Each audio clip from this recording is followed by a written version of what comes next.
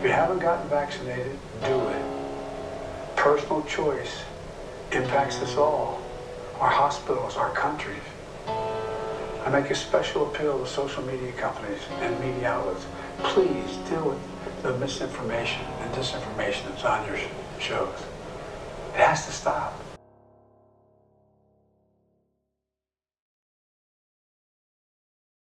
Do you think it's Google's job to, quote, prevent the next Trump situation? Thank you, Senator. I don't agree with that.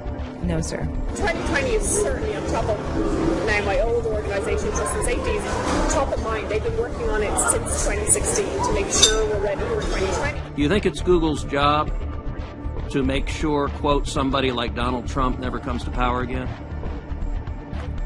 No, sir, I don't think that is Google's job. And we build for everyone, including every single religious belief, every single demographic, every single region, and certainly every political affiliation.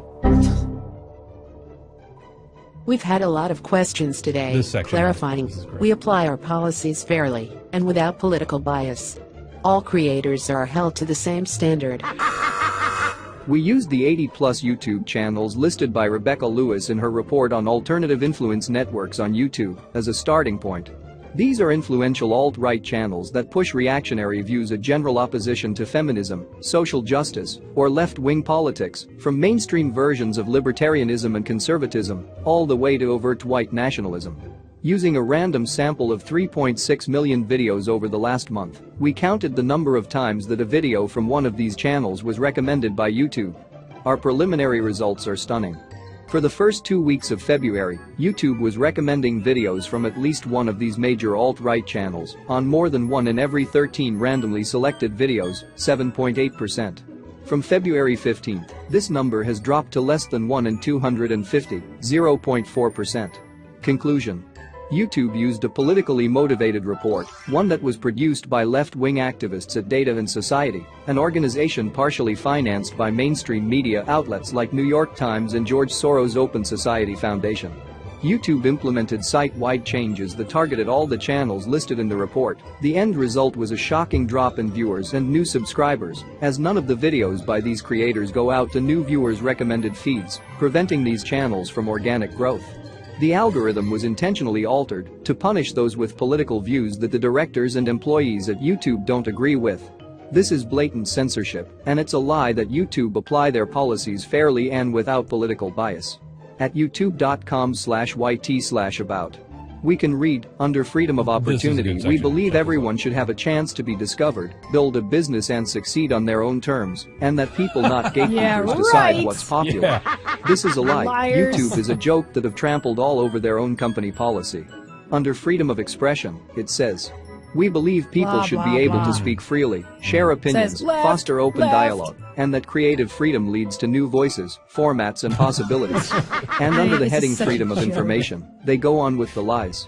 We believe everyone should have easy, open access to information, and that video is a powerful force for education, building understanding, and documenting world events, big and small. YouTube has lost all credibility. Google has ruined YouTube by turning the platform into a publisher of politically motivated propaganda. It's just a matter of time before alternatives begin to seriously outcompete YouTube. There's some other things I can type here. Hillary Clinton's emails are it doesn't even give you a result. Google is suggesting that people do not search for this term. Is that correct? That's what they're saying. It's not even worth returning any results. But people do search for this. Absolutely, and you can tell that because you can cross-reference some of their other services that prove that people are. If you want to get an example, go to trends.google.com. Okay, I'll do that right now. Trends.google.com. And shall I? Hillary Clinton's emails, yes.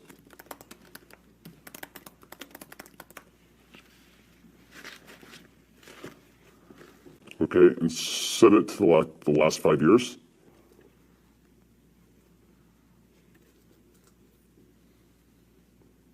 Seems like we had a spike in October of 2016. It says 100 I guess that is that 100. It's all relative. So in order to get an idea of the relative importance of this, you're going to want to compare it against another search term. Let's type in Donald Trump's emails. Okay. Show me what I'm looking at here. So what we see right here is relative to the search term of Hillary Clinton's emails, Donald Trump's emails has no search traffic. No search traffic. Now let's go back to google.com and search for Donald Trump's emails, and it should show us no autocomplete because according to Google, no one searches for it compared to Hillary Clinton's emails. But it does. It gives us a whole bunch of different examples for autocomplete. So fewer people search for this and it autocompletes, and everyone searches for Hillary Clinton's email and it doesn't. That's right. What's the explanation? Well, according to them, Hillary Clinton's emails is a conspiracy theory and it's unfair to return results based on her emails. And so through their program of ML fairness, they've deleted the autocomplete off the internet like it didn't even exist. Actually, just confirm this as well, not just me. In regards to the concerns, so basically, what happened here is that you're uploading Vimeo, right, to your website.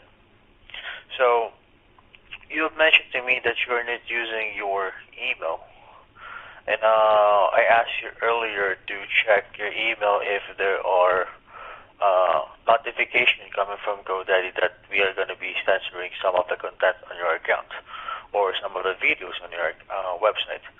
So, from what I can see here in my end, it's actually not GoDaddy who censor your contents to your website or your videos onto your website. It's actually Vimeo or YouTube. Okay, and set it to the last 5 years.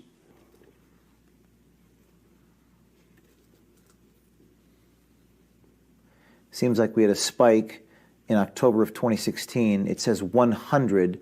I guess that is that 100. It's all relative. So in order to get an idea of the relative importance of this, you're going to want to compare it against another search term. Let's type in Donald Trump's emails. Okay. Show me what I'm looking at here. So what we see right here is relative to the search term of Hillary Clinton's emails, Donald Trump's emails has no search traffic.